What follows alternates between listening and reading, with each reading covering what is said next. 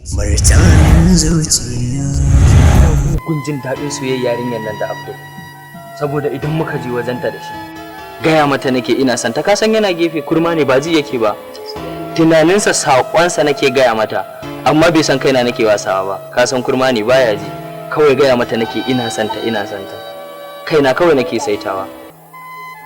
Abokina, ya kamata ka sani wannan abin da kake ba daidai bane. Kamar cin amana ne bayan kuma ka san ya yarda da kai. Ko ba haka bane Awwal? Shege abokina.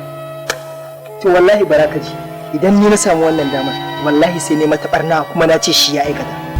To abokina, ni yanzu jiran sama nake yazo. Mu je wajenta da shi. Dan na ƙara samun dama ta.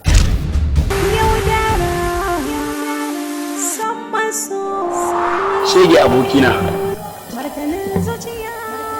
ina so ka sani kowane bawa yakan iya amfani da hikimarsa da kuma basira domin ya gano cewa da waye ke tafiya.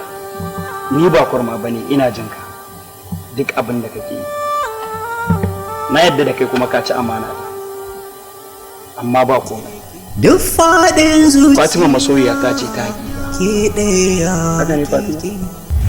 Aunar ke zuciya, hawa take ke ce. Martanin zuciya.